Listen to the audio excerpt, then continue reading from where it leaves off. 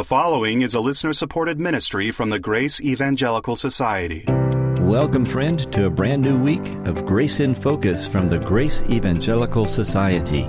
This week and part of the next, we will be looking at the Old Testament minor prophet, Joel. David Renfro is our Old Testament specialist, and he'll be joining Ken Yates and Bob Wilkin for this look at Joel. Today we'll be looking at the introductory aspects of the book, and right before we get into that, I want to tell you that our website is faithalone.org. You can find our resources and products there. Also information about our national conference, the Grace Evangelical Society National Conference 2023. And right now we're going to hear from Philippe Sterling, who is one of our presenters. I remember the first time I heard about the conference, one of our church members, a woman, had gone to it, and she came back and said to me, I just went to a conference, and they believe just the same thing that you do. And of course, when she told me Bob Wilkin, I immediately put it all together.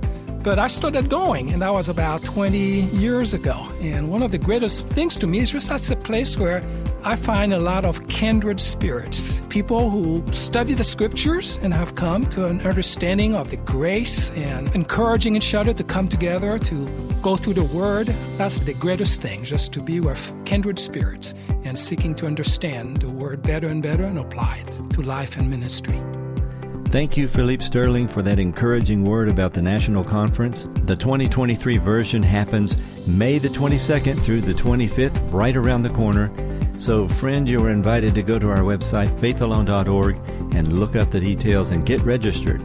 We would absolutely love it to have you with us. Now let's get going on the Old Testament minor prophet, Joel.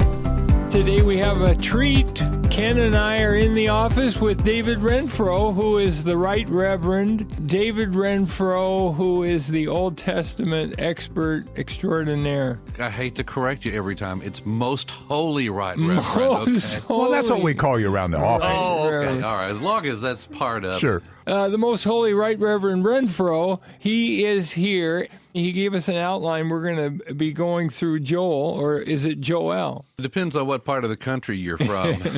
In Hebrew, what is it? It's Yoel. Yoel, okay.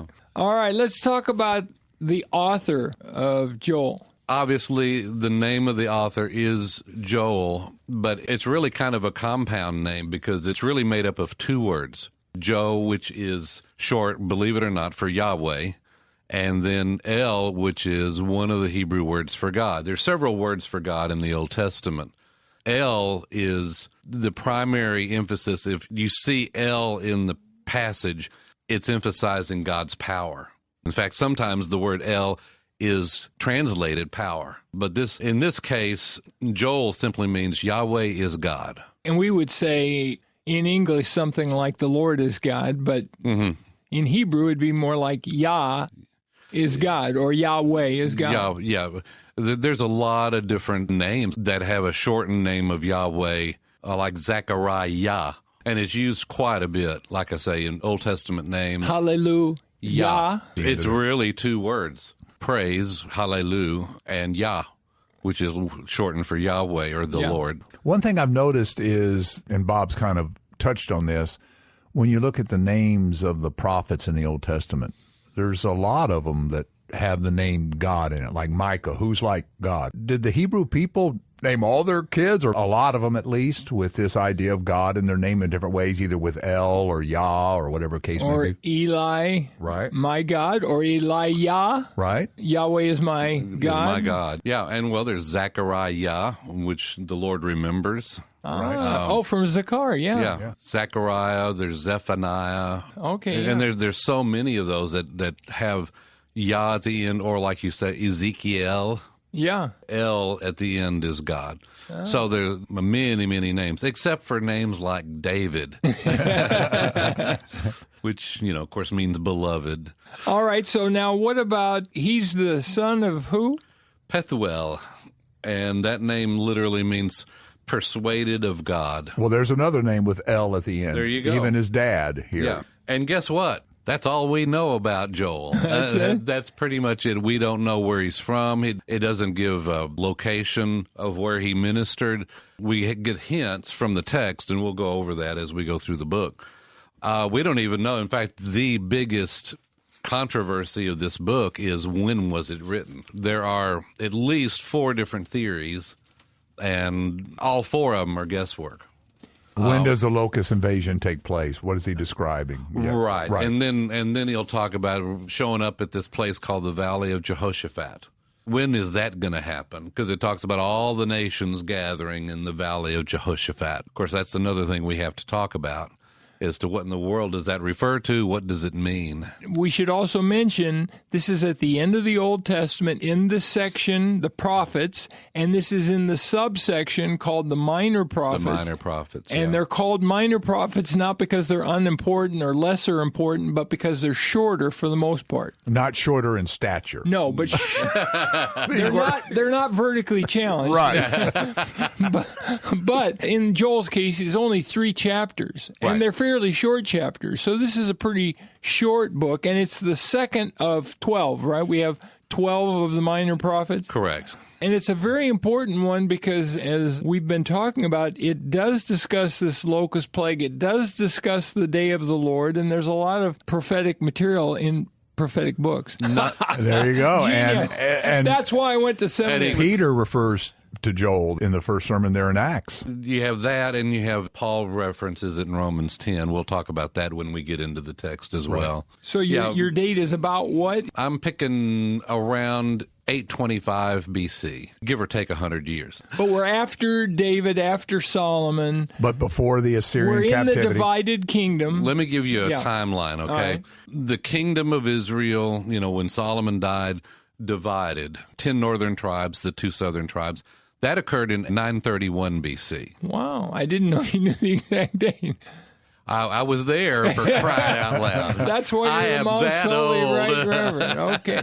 And that was 931 exactly? Pretty much, wow. Yeah. Okay. Then after that, you have the various kings in each of the kingdoms. Right. A lot of scholars think that Joel was in a part of the time when there was relative prosperity. There wasn't a lot of invasions going on. That happens, believe it or not, 100 years from then. The other red letter date, which I've mentioned before, is 722 BC, which is when the 10 northern tribes are conquered by the Assyrians, and they are dispersed through the Assyrian Empire and beyond, I'm sure, and we never hear from those 10 northern tribes ever again. They are gone. And this is about 100 years before that. That's my best guess. And it's about 100 years after the division of the kingdom. That's correct. Okay. Yeah, and then the other red letter date, of course, is the Babylonian exile, the 70-year Babylonian exile. That started about 605 BC. In other words, about 200 years after, I think, Joel ministered. And then the other, of course, red letter date as part of that Babylonian invasion was Jerusalem is destroyed in 586 BC.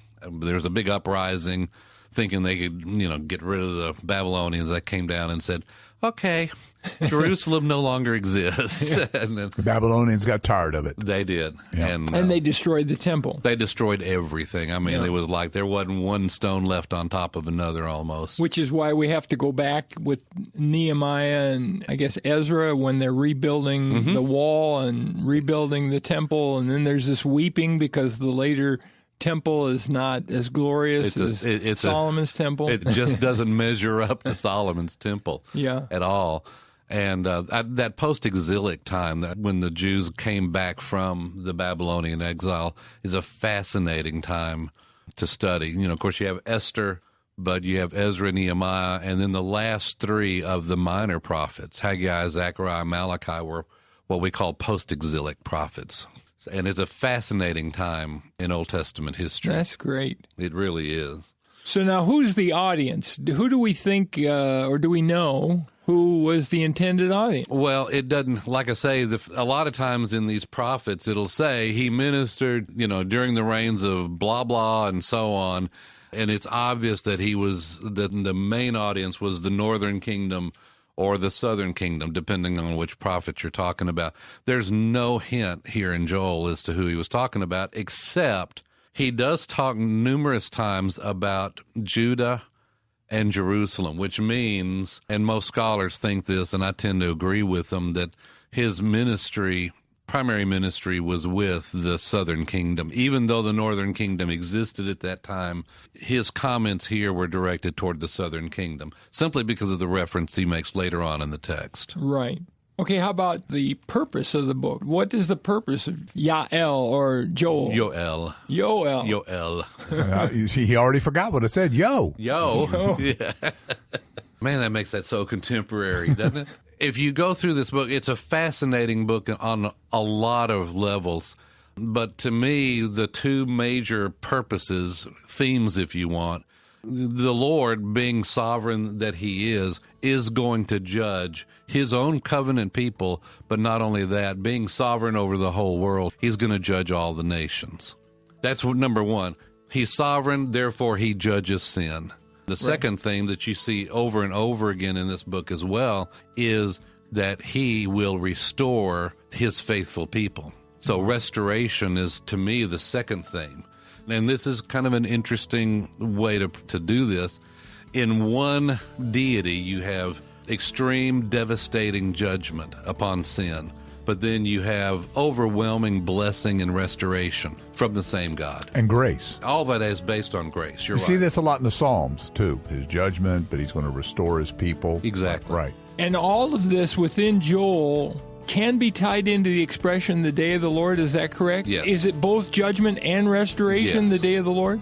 The day of the Lord simply refers to his active, direct action amongst men. He's intervening. He's intervening. Which includes both of those, judgment and restoration and Exactly. But grace. it's not Exactly. restoration for everybody. It's restoration for Israel, right? Right. for his faithful covenant people. Next time we're going to go over the outline, and then we're going to get into the opening portion of the book. In the meantime, Even in Joel, keep grace in focus.